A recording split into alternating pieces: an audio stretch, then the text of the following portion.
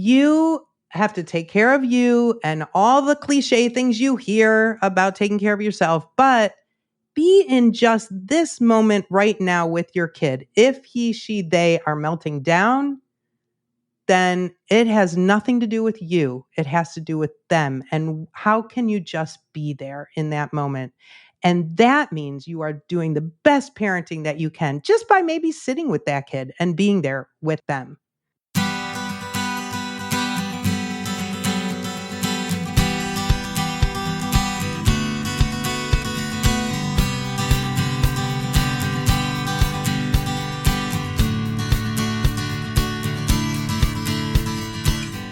Welcome to Parent Footprint with Dr. Dan. I'm Dr. Dan. This show is about making the world a more loving, accepting, and compassionate place. One parent, one person, and one child at a time.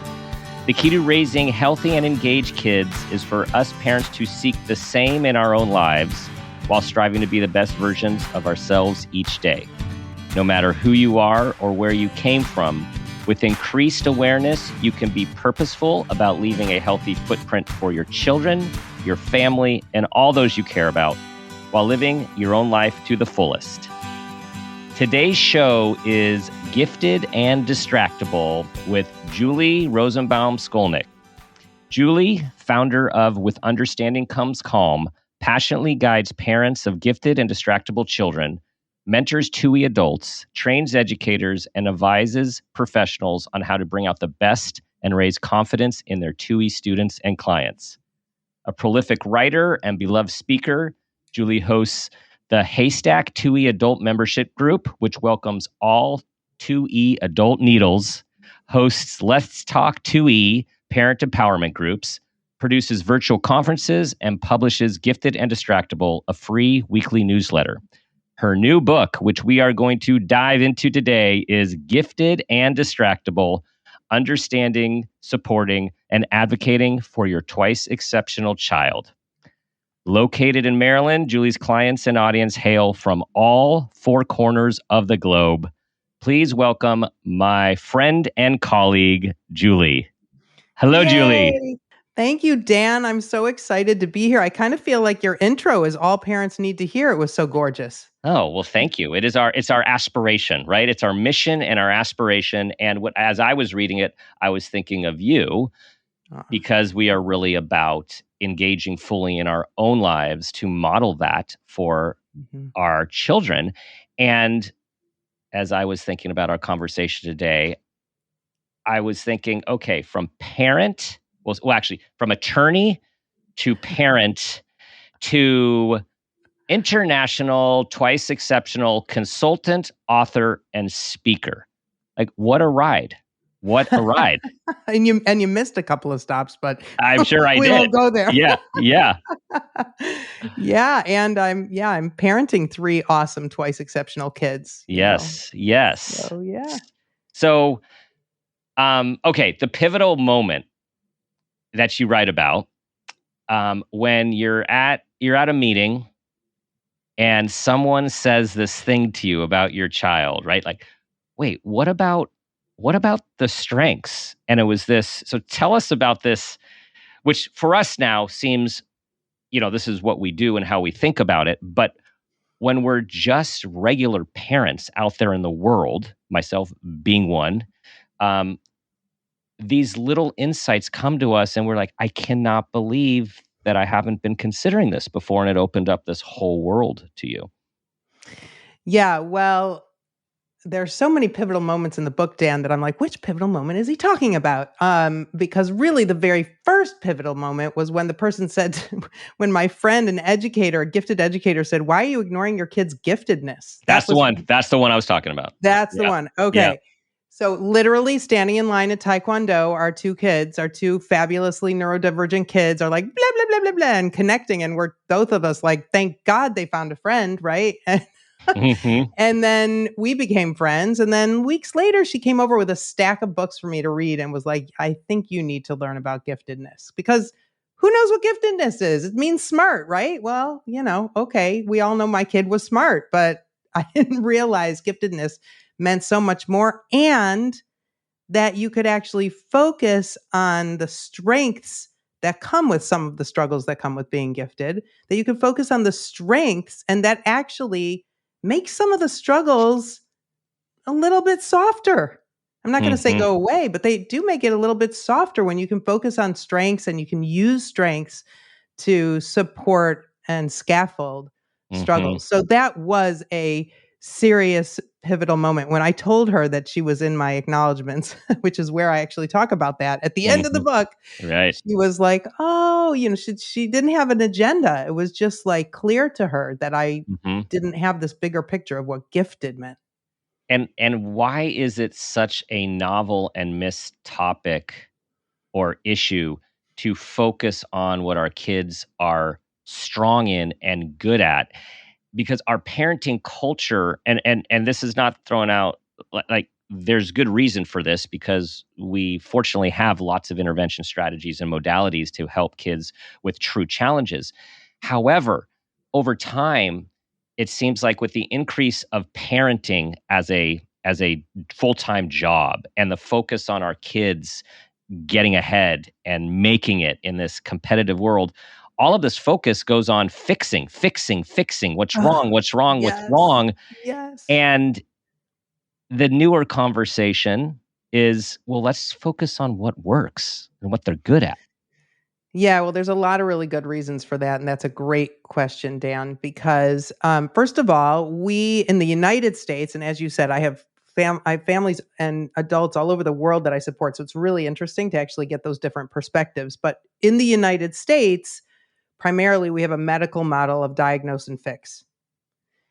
And we have all of this is genetic. So if there's any anxiety component and you see that train coming down the track and you know what they need to do to avoid or make something happen, you're going to step in and try to fix it, change it, solve it. Mm-hmm. And if that works in the short term, it doesn't teach any skills, but it also teaches the kid that, you don't really think I can do that. You must be doing that for me because I can't do that. I'm broken. You must think I need to be fixed with all these interventions. And interventions are really important. OT, SLP, all the interventions, all the things are really important. There is Yes. a way to talk about it in a strength-based way. But I think also our education system, the way that we typically, in probably most classrooms, sit and face forward, that comes from like the industrial age when we were being trained to go onto the brand new spanking industrial line Mm-hmm. to crank things out for the industrial age. We're not doing that anymore. We need critical thinking. We need so there's reason we have these ingrained ways of doing things, and to change something, the education system, to change the parenting, to parent a different way than you were parented, Mm-hmm. that takes time and understanding. Mm-hmm. And there's these, we've thrown out the word gifted a few times. There's these myths. There's these myths about giftedness, which is, oh yeah, like you said, you're just smart, man. It's all good. Like you've got all the capacity to do anything, and you have all of these advantages. And of course, the word brings up lots of different emotions for lots of different groups of people, understandably so. But we know that gifted individuals, and particularly those who are on the go higher and higher on the intellectual spectrum and bell curve, it's not all easy. It's not all roses. You have differences, you have intensities and sensitivities, and we'll talk about this developmental asynchrony. And then you've got these people that you spend a lot of time with, I spend a lot of time with, twice exceptional individuals who have all of that plus some other processing or learning difference, which can make life challenging and can make feedback from the environment not particularly positive. Mhm. Yep. Yep, and a lot of assumptions. Mm-hmm. Because if you're gifted, you should be talking about your myths that you started with. You should be gifted in all areas. If you can do that, why can't you do this? And our one of our favorite sayings in the biz is, easy things are hard and hard things are easy. So how many of if you're listening to this and your kid pushes back on brushing their teeth, raise your hand. And I'm telling you right now, 99.9% of you just raised your hand, because that seems to be a thing, right? Like you can solve complex equations, you can do other things, but man, those things, I think I talk about this in the book. I had a client once, their son came downstairs, cute little 9-year-old, stomped his feet, was in his pajamas, and he said, "Why is life so hard?" And the parents were like, "Oh my God, what's wrong? What's going on?" He was like, "I don't want to get dressed." He was in the middle of some fabulous thing, and it was disrupting his beautiful flow of his brain. Right. Yeah. How do you, in as simple terms as possible, would describe these terms? Because I know we wrestle with them all the time, and we're trying to bring people into the conversation and not push people away by, again, some of these myths about these groups. How would you say, again, for our listeners, like what is the gifted mind, the gifted person, and what is the twice exceptional? Okay, so I love this question because because I'm not a psychologist, I try very hard to be very lay term-y. I try to make things, I'm going to use a pun here and you'll know what I mean in a second. I try to make things digestible or perhaps easy to swallow. So I'm going to introduce my 3-layer cake of giftedness. The cake. Oh, that was a good segue right there. That was yeah, good. did you like that? Yeah. So my 3-layer cake of giftedness, this is how I talk about it. I want you to imagine a cake. You can choose any flavor you want. You got to have frosting on it. Okay. It's the frosting piece, that thin layer of frosting, that's the assumption of gifted, the smart, bright potential. What we might call high achievers, what people assume gifted is. Okay. That's the frosting. It's above, around, and between all the layers. And then you've got these 3 layers. 3 thick layers of cake: asynchronous development, perfectionism, the other side of which can be anxiety, and then intensities, or what's known in gifted parlance as overexcitabilities, or shortcutted by OEs. So that's like a whole bunch of jargon I just said. Hopefully you're thinking about maybe even eating if it was me, chocolate with chocolate cake. But though you've got that bright, smart potential part, that's everywhere. That's the part of that gifted part, and this is where I think it gets confusing. Part of the gifted part, that is that strength part, that's just a small part of what the inner experience of being gifted is. When you have asynchronous development, which I think you referred to before, when you have your social, emotional, physical, and intellectual domains, and you develop differently in them, some weaker, some stronger, that seesaw effect, that why can you do this but you can't do that, that causes a lot of confusion. It causes a lot of shame. It causes a lot of judgment. It comes from assumptions, right? So that's just one piece of it. Then you have this perfectionism, wanting to do things in a very specific way that you see in your head, and if you can't, then we may start talking about anxiety, gifted underachievement, where if I can't do it the way everybody expects me to, or these high expectations that I've sort of internalized, if I can't meet those expectations, why bother trying? And then the third part, which is really the biggest, I think, they're all really important, but overexcitability really defines the magic of a gifted person, I think. And as you know, Kazimierz Dabrowski, the psychologist, coined this term, and he found overexcitabilities in 5 areas: intellectual, emotional, imaginational, sensual, or you can think of as sensory, and psychomotor. It's this bigger response to stimuli in those 5 areas. If you're intellectually overexcitable, you want to know the why, but you want to know the why behind the why. You got a rage to learn. You want to be fed through a fire hose. And unfortunately, in that industrialized classroom, you might be getting something drip by drip. So when you're not met, those intensities, which by the way, overexcitability sounds like a negative thing, but it can actually be a really wonderful thing, that you plug into the world in this organic way, that you're emotionally overexcitable. You're so empathic. You're imaginationally overexcitable. Why would you pay attention out here when you have such a beautiful thing happening in your brain? Right. All of those things can cause confusion, are sometimes shut down. Why are you asking so many questions? Why are you so sensitive? You're too fill in the blank. That causes a lot of shame, but that's gifted. Okay, so 2E, wait, Julie, you're not even talking about 2E yet? 2E is when we add in one of those well-researched conditions or diagnoses that are coexistent with the giftedness. So Mm-hmm. whether it's dyslexia, dysgraphia, autism, all of the things. Mm-hmm. Mm-hmm. And that's when you're actually 2 or 3 or 4. And then you can add gender difference, you can add culture difference, you can add economic difference. Those are all taken into account with the twice exceptional experience. Which we find is actually often, it's hardly ever twice exceptional. It's multi-exceptional, right? Right. These people Yes. are so complex. Now, going back to the cake, I like this image. So if we add the twice, so that's the 3-layer cake of giftedness. So when we're adding the twice exceptionality for a visual, are those like filler, like berries in the cake? Like, are that like, where do we put that in the cake? Like for our visual, The cherry on top. the Such a cherry. good Yeah. question. Such a Yes. good question. I guess like in my chocolate cake, I'm going with chocolate chips, but you could go with Okay. berries. Right. Okay. It's sprinkled around. It's all you. Okay, so here's a great thing. Our friend Susan Baum talks about it as Mhm. the green learning challenge and the yellow gifted, and you can't look at either of them. You have to look at the green kid all together, or adult, the person in front of you. You Mhm. cannot parse it apart and go, "Oh, I'm going to pick those nuts out of my cake."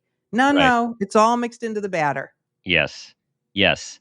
You Oh, where can't. were you when I was writing the book, You Dan? can't. You can't. I was right here. You can't. You can't. It's like the rest. You can't order that meal where you take out a piece of the ingredient when the chefs they say, "I'm sorry, it all comes together. It's already mixed together." You just can't take this stuff apart. Okay. So, okay, one thought I had while you're talking, Kazimierz Dombrowski, you talked about overexcitability and too much, and the words are important because, as you point out, gifted and twice exceptional people are often told they're too much of something, like just overwhelming to others. Um, so I was told in Polish, and I have trouble saying this in English, that Dombrowski's word that got translated into overexcitability was stimulatability, like super stimulated. So I always knew that term, but I didn't know that came from Dabrowski. Yes. That's awesome. Thank you for teaching me that. Yes. Super stimulatability. It's also fun to say, and you feel a little bit You like Mary said it. Poppins. You can but yeah. say it, right. Oh, I say it every day. Yes, yes. So we can so when we think about these, we want to help these kids and adults understand they're not too much. They might be a lot in certain situations, and we need to help them grow in that awareness, right? That intensity and that sensitivity. Yeah. Right. This metacognition. But isn't a lot of this about understanding and acceptance? So, yes. And in fact, the book, as you know, is divided into 3 parts, mirroring my cycle for success, as I call it. And it starts with understanding. Plus, I'm called With Understanding Comes Calm. So it kind of is my mantra. Understanding is the most important thing for everybody, all the people who are interacting with the 2E child and for the 2E child themselves. Mm-hmm. And so, my theory is I circle the wagons of the grownups. I don't actually work with kids. I work with the parents. I work with adults. I work with teachers, clinicians, because the kids don't have the power. So I need my grownups to have a deep understanding so that they can then positively reframe and talk with their child about their superpowers. Mm-hmm. Mm-hmm. And yes, and for these kids to actually embrace them. And I think what we see is early on, these bright kids are just exuberant and mostly shame-free, and they just go for it, and they like themselves, and they're just so engaged in the world. And then as they step into the world, and in many cases formalized education, and they start to get feedback from their teachers and feedback from their peers, it starts to get chiseled away. That raw, innocent It's interesting. love. Interesting. You use that analogy of chiseling away. I call it layers of mud. They get and it's actually how do we chisel them away? But yes, if you have confidence, it's chiseled away. If you think of it as they're throwing something at you, it's layers of mud. And layer after layer after layer, we talk a lot in the 2E adult world about masking. And if you are told from a young age to stop being so, what you're saying is stop being your authentic self and try to be somebody else. Try to change yourself for the rest of the world, as opposed to, hey, here's how I'm perceiving you. Right. And is that what you want? Does that serve your goal? That cost benefit analysis. And maybe it does. A lot of 2E people don't like small talk. 2E kids don't like, sometimes they don't turn their homework in, or they don't like rote and boring material, and so they don't do their homework or whatever it is. And, that's a choice. And we need to kind of give this cost benefit analysis to tell them this is the world we live in and here's how it goes. And it kind of stinks. But hey, does this serve you? And if so, okay. But now you're fully aware, because we're all born looking through our own eyeballs. Right. That's our perspective. We don't get that the person sitting next to us isn't picking up and feeling our emotions like we are. We don't get that not everybody is totally excited about this thing we're learning in class, and I want to know everything I can possibly learn about it. And what? I'm interrupting? Right. You mean you don't want to just hear me talk about this for 3 hours? I don't understand. You're not fascinated by sharks? Come on. And no, I'm not interested in what you have to say. I'm interested in telling you what I know. I just don't understand why I'm getting this negative feedback. Yes. Right. And then you get the negative feedback. And then instead of understanding that it's because you are taking over the conversation, the other person would like to have some time to say something. You didn't have that perspective. You didn't do it out of malice or because you're obnoxious. Or God forbid, oppositional defiant disorder. Don't even get me started. We're not even going on that train, that label, which describes but does not explain. We'll just leave it right there. Well, let's go there with not that term, but so many of these kids are misunderstood. Their behavior is misunderstood as difficult, as oppositional, as manipulative. Right. When there's so much behind it. So let's talk a little bit about what do we need to understand is behind the behaviors, which are, and legitimately can be difficult. Yeah, for sure. To unwanted. I call them unwanted. Unwanted. Behaviors. Okay. I like that. So I love this because this is now my very favorite thing to do in the entire world, which is reframe, positively reframe. And I will give you an example. I think it's in the book. It's actually my first client ever. I remember this 10 years ago. She had this 14-year-old. He was in his classroom, and here's what she found out. The head of school called her, the principal, the learning specialist. Everybody was freaking out because this kid ran out of the classroom, ran out of the school, and oh my gosh, flight risk, danger, role modeling for all the other kids, blah, blah, blah. So knowing that this child was actually an extraordinary athlete, had a pretty severe reading difference, and could be emotionally overexcitable, feeling things very deeply. And he was actually in an anger phase. 14's pretty well researched that there's some adolescence that starts coming out. Yep. All you parents out there of adolescents, you know what I'm talking about. And so I said to Mom, so when you see him next, I want you to high five him. She was like, wait, what? And I said, okay, let's just talk about what he didn't do. Did he throw anything, break anything, hurt anyone? No. Was he disrespectful? Did he say anything inappropriate? No. Was he flooded, overwhelmed, and potentially embarrassed as this incredible athlete who has a reading challenge and was probably asked to do something in his challenge area? And did he realize he needed to get the heck out of there before he did something worse? Yes. Now, of course, we have to go back and we have to figure out what the trigger was. And we have to help him become meta to understand, here's what happened. People were actually worried about you and couldn't understand why you did what you did. So now what's our plan next time when you feel that way? How can we avoid it next time? And you can apply this to anything, parent-child relationship, anything where there's misunderstanding. Yes. Let's talk about meta. We've used it a few times. Talk about what meta is and what the power of increasing metacognition, what that does in perspective taking and reframing.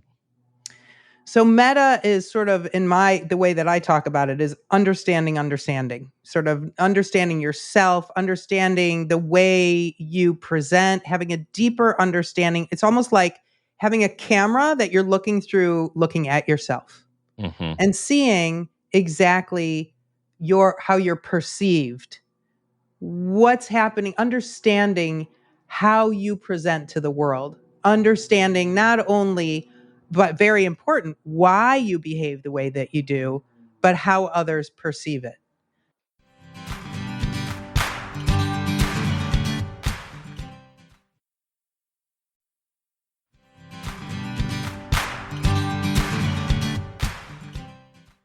So, in terms of understanding oneself, this makes me think of the work of a colleague of ours, Andy Mahoney, who did a lot of Mhm, work for years in gifted identity development, and then mhm, has also done a lot of work in gifted adult ADHD. And I remember years ago, hearing him talk and him saying, let me tell you the difference between a successful person with ADHD and an unsuccessful person with ADHD. A successful person understands their profile, understands their strengths, understands their challenges, and has a plan for their challenges. He's like, it's mm, that simple. He's like, he goes, this is me. He said, this is who I am. You see my beautiful PowerPoint. You see that I'm here on time in the right room, in the right city, went to the right airport.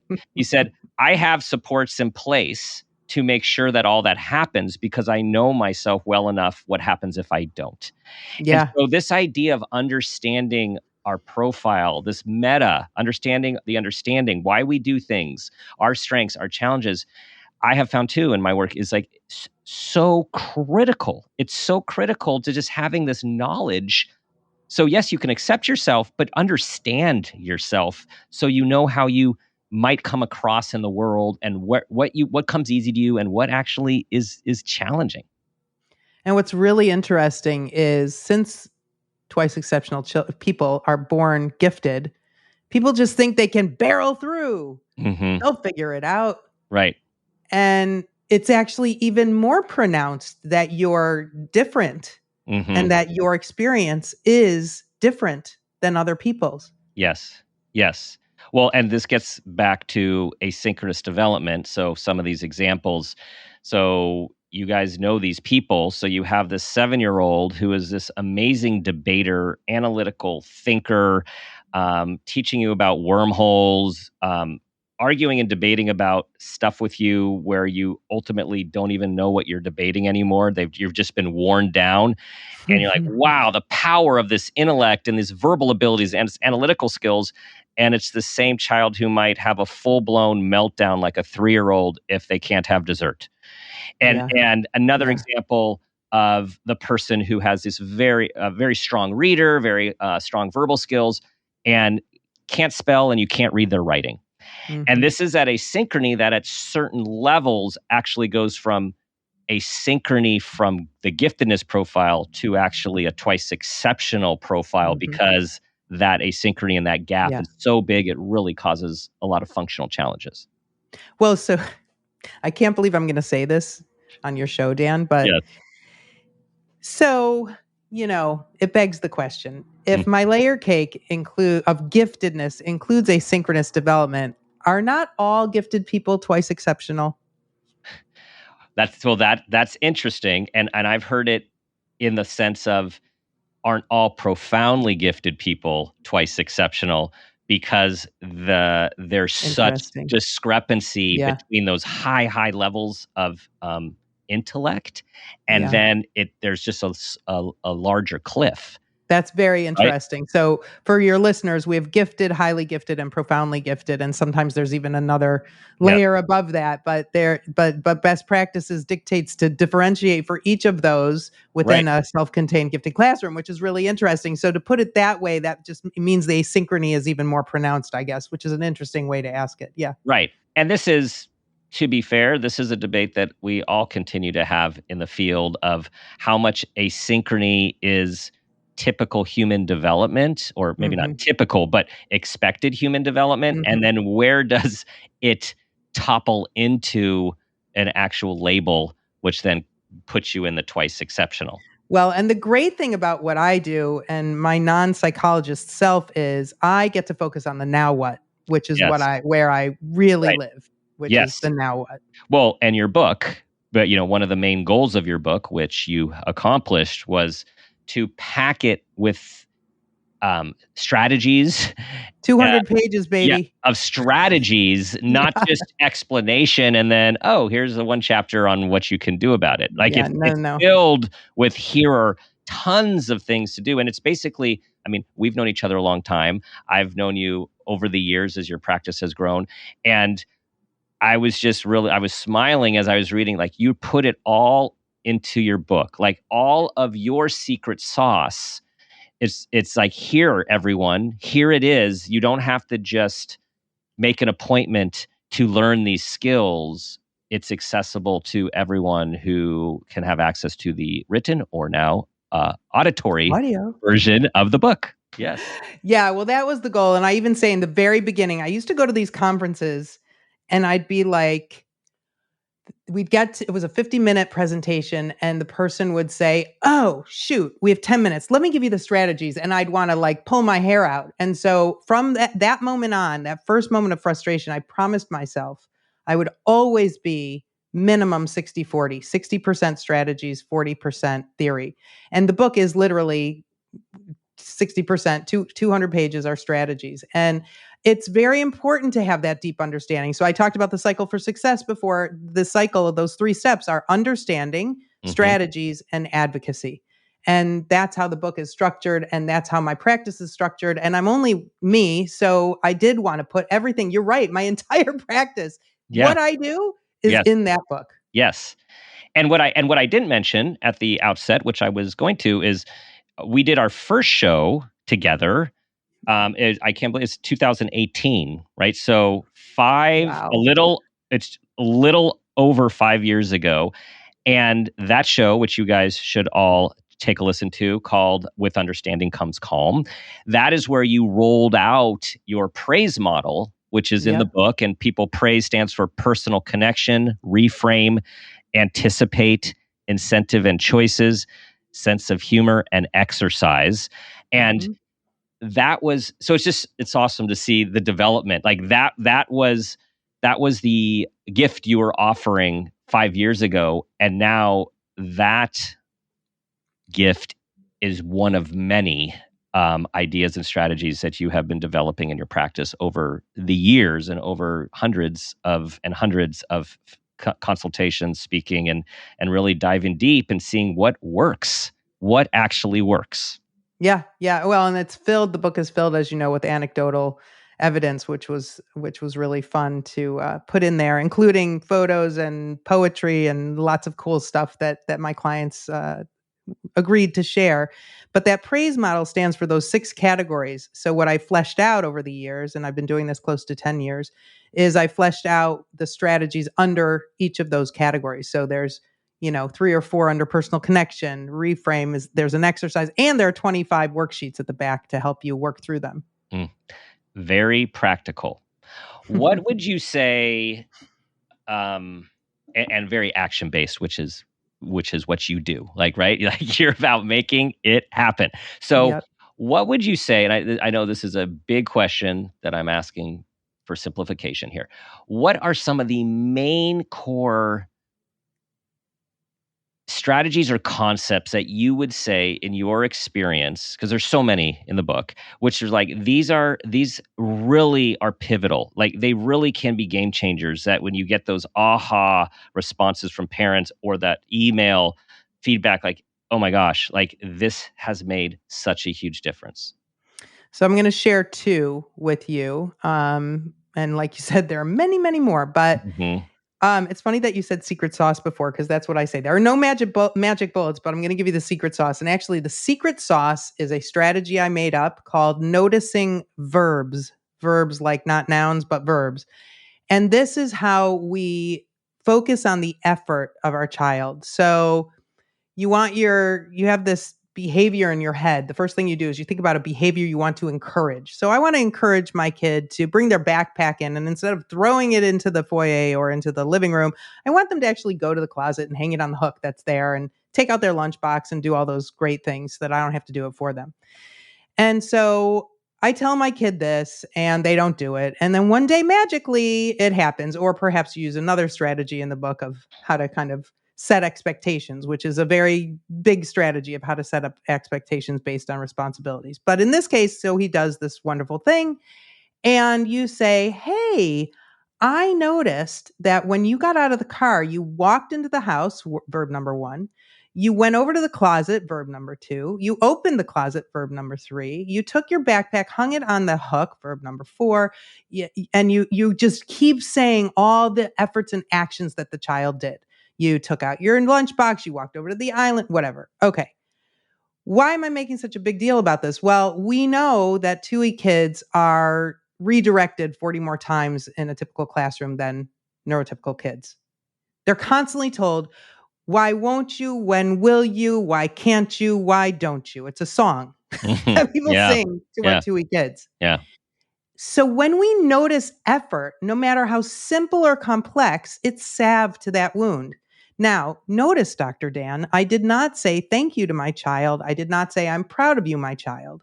And I don't want my clients to do that when they're noticing verbs, because this is not about who. This is not about me. You're not doing this for me. You're doing this because you're supposed to do this. This is a thing that we've identified as a responsibility. And you're supposed to do it. And now I know in my mind that my beautiful, brilliant child can't always do these easy things. So I'm going to notice those efforts. Very often clients will tell me that their kids end up saying thank you when their parents do this. So there are different nuanced ways of doing this, but noticing verbs, noticing the effort, focusing on the effort, it's huge. It's huge for your kids. And it's a reframe for you instead of focusing. Sometimes when I teach the strategy, parents cry because they're like, oh my God, I'm only focusing on what they don't do. I'm never focusing on what they do. Right. So that's number 1. Another one is what I call the parent pivot. So instead of solving a problem, telling the child what to do, we ask questions in a way that it leads them to learn the conclusion themselves.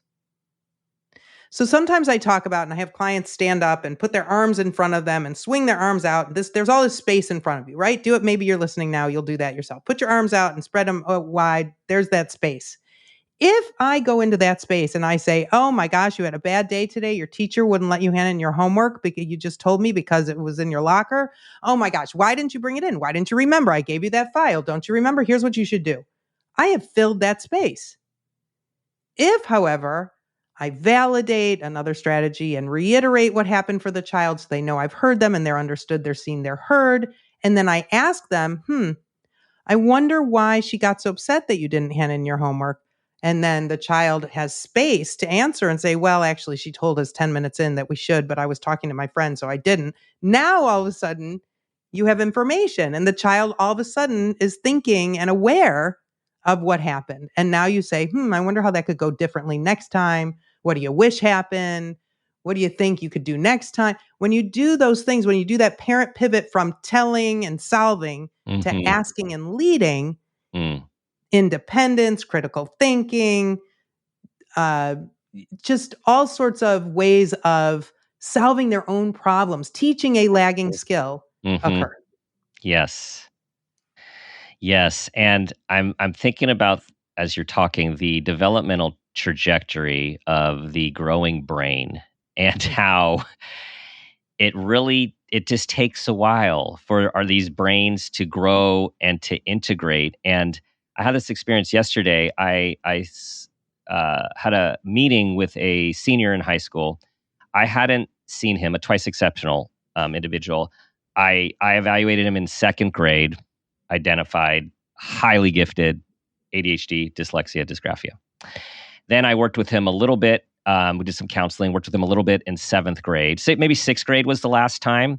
And like everything was like going in 100 different directions, right? Like he had tutors and he didn't want to have tutors and school was hard. And this all of a sudden, so he reached out to ask if I could help him explain who he is to the universities and his profile to distinguish himself. And this guy who is completely focused, completely self-driven. And it's not about this, but a 4-point something, playing lacrosse. But I could not believe what the person that was in front of me was the same person. And it was just like, oh my gosh, the development, and when I asked him, what happened? And he said, well, in COVID, I realized I didn't have anything to do, so I might as well start to apply myself with my learning. He said, so that's when I started making myself sit down for a certain amount. Like, he developed his own strategies, and he said it wasn't until high school that I did well in an AP class, and I really realized that I was capable. And from there, I just went with it. And I'm just like, it just filled me up. So I want to say to everyone, like, if you just focus on the moment and the difficulty of your child's complex development, it can be completely overwhelming. Like, we understand that both personally as parents and also through our clientele. And to try to have that focus on the long game, right? The long game of what we're trying to cultivate in our kids as they become young adults and adults. Yeah. And I'm going to say with that example, which is beautiful, is that if a parent had said, hey, why don't you schedule your day and for 30 minutes a day, learn blah, blah, blah, it probably wouldn't have happened. I don't know how this kid came up with it on his own, but there might have been role modeling. There might have been good questions asked. I don't know. But the other thing I want to say to parents, because this is a really beautiful success story and we're not always in a success story moment, is that the timeline for 2E kids is very different. Yes. Very different. So whether, your brilliant kid gets the gift of extra time and has another year or two, or a gap year or two, that's okay. It's all about, really, bottom line, the secret to life is feeling good in your skin. That's the most important thing. I love that. And you just triggered for me, you said skin, which triggered for me the reminder that I wanted to mention the beautiful quote that you put in your book from Wendy Mogul, author of Blessings of a Skinned Knee. And it just really speaks to the approach that you use and what you write about. Here's the quote. One of the most generous gifts you can give your child is to study her temperament. And once you've learned it, work to accept it. Yeah. It's a great book, Blessing of a Skinned Knee. And how much, just to take this leap as we're getting closer to winding down here is, with your newer group membership for 2E adults, Haystack. Yep. How important it is for adults to accept themselves. Oh, yeah. We're always talking about this, accept your kids, accept your kids, accept your kids, which is not easy a lot of the time. But what about accepting ourselves and the tremendous significant impact of that? So, funny thing, at the time of this recording, it was last night that we had our very first Haystack live meeting, and people were weeping because they've never felt seen or heard. They haven't been with other people where they don't have to explain themselves and they don't have to feel weird.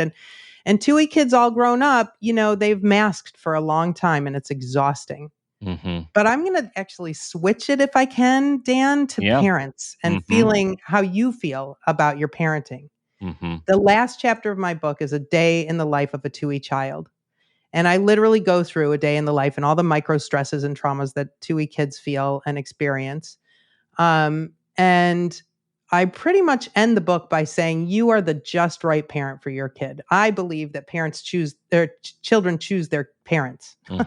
And so there's something we have to learn from our kids, and there's some way that we can grow together. And if we are constantly in the future, or if we're constantly in the past, I always say to my clients, there is no use for a rear view mirror. We don't even use them in cars anymore. We have backup cameras. So don't look in your rear view mirror. You got to face forward. You have to take care of you and all the cliche things you hear about taking care of yourself, but be in just this moment right now with your kid. If he, she, they are melting down, then it has nothing to do with you. It has to do with them. And how can you just be there in that moment? And that means you are doing the best parenting that you can just by maybe sitting with that kid and being there with them. Yes. When you feel doubts about yourself, that's okay to feel doubts about yourself because life, you know what? Here's what I'm going to tell you. I think I say this in the book. I'm not sure, but I say this a lot, which is that place, Dan, that we all want to get to, that plateau, where everything's easy. We're chugging along. It's not hard. We don't have pitfalls. That's the afterlife. The life right now, that's the struggle. And it's not what happens to you. It's how you handle it that matters. Resilience. Yeah. Mm-hmm. Yeah, resilience. Things that fill our resilient bucket and things that empty our resilience bucket. Which is also in your book. Yeah. Yes. Okay. There's a lot of stuff in there, everyone. Okay, Julie, it's time for your second round of the parent footprint moment question. Oh. Here we go. Forgot about this. Yes, I know. We're keeping it raw and we'll see what happens here. Okay. All right. Tell us about a time that you became aware of yourself as an individual, as a parent, or even an awareness of your own parents, and that new awareness had a positive impact on your life, your kids, and or those you love. Okay. Crazy what popped into my brain. Are you ready? I'm ready. I'm not sure anybody's heard this story before. This is a memory from when I was 3. I was going to say, I'm not going to tell you where I was, but I will, because now that I said I won't tell you, you're all going, where was she? So I was in the bathroom. I was 3. And I was thinking to myself, what is my purpose? There must be a reason we're all here. What am I supposed to do? And I think, Dan, though I've never really thought about it before until you asked that question, and with my eyes closed, that image came up. I think it has made me driven to find purpose, driven to do the thing that needs to get done, driven to want to make a difference, driven to lift up when I can, and to decide that my actions should reverberate. I think that's what that brought up for me. Beautiful. Age 3, pondering the purpose of your being on this planet. It was a very big question. I remember feeling very overwhelmed and being like, whoa, like you almost have this out of body, like, where did that come from? Oh man, and it could, and for our existential kiddos, that can be debilitating. Yes. I probably then just decided to go eat my 3-layer cake, so I was okay. Yeah. Well, you that explains at least some of your drive and your passion and your mission-driven work. Thank you for sharing that with all of us. Thank you for bringing that memory up. Yeah. See, it's so great when it's raw. You just never know what's gonna go bing. Okay, well, so this show is coming out just at the release of your book. So tell everyone, I know it's, we can pre-order, but tell everyone everything that they need to know about your book, your organization, and your offerings. Thank you, Dan, for asking that question. Okay, so the easiest thing to do, guys, is go to withunderstandingcomescalm.com. And there you'll find all the things, the free newsletter, also called Gifted and Distractible, that Dan talked about. You can subscribe there, and it's free. And giftedanddistractible.com is a page on my website where you can order the book, but you can order it anywhere that you want to order it. If you pre-order, you can upload your receipt there and get an invitation to an exclusive Q&A with me in November. But don't worry, if this is after the release date and you didn't pre-order, I'm going to be launching a course in the beginning of the year that will go along with it so that we can kind of hold each other's hand and walk through those 200 pages of strategies. If you would like to schedule a free 20-minute phone consultation with me, that is Julie Skolnick, SKOLNICK.com /20min, as in 20 minutes. And other than that, support it with Understanding Comes Calm, media with Understanding Comes Calm. Those are places to learn stuff about me. If you go to my website, guys, just one warning, pack snacks. It's been Lots 9 of years. stuff. Lots of stuff. It's been 9 years of a Yeah. blog a month and all Yeah. sorts of other things. So there's tons there for parents, 2E adults, teachers, which I do training for teachers. And if you'd like me to come and speak to your people, whoever they are, just reach out. I'd be delighted. Bring snacks. I like that. And if you want to hear Julie talk the book to you, you can get an audio version, and she will be talking to you for hours about all of this stuff right in your ear. Yes, and I actually put on my little acting hat and I do different voices. And there's a surprise I'm not going to tell you about, but there's a comparison of parents to a car alarm in there, which is really, we were all dying. It was pretty hysterical. Something extra. Julie, pleasure as always. And I'll look forward to when we are in the same room once again someday. Can't wait. Thank you, Dan, so much for this super important, beautifully described parenting footprint. I love it. So thank you so much for having me on today. You know what to do, everyone. Share this conversation with everyone in your family and life and community that you think will benefit. Thank you for being a part of our community and bringing your wonderful people to our community. We so appreciate your 5-star reviews. They really matter and make a difference. Do your best to be that person you want your child to become, and ask yourself the guiding question I ask myself each day: what footprint do you want to leave?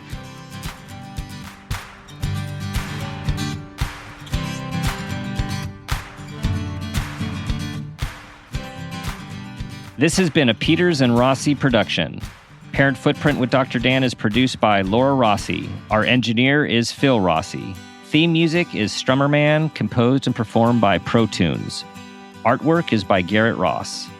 Follow us on Instagram and Facebook at Parent Footprint Podcast, and on Twitter at Dr. Dan Peters. For more information, go to exactlyrightmedia.com.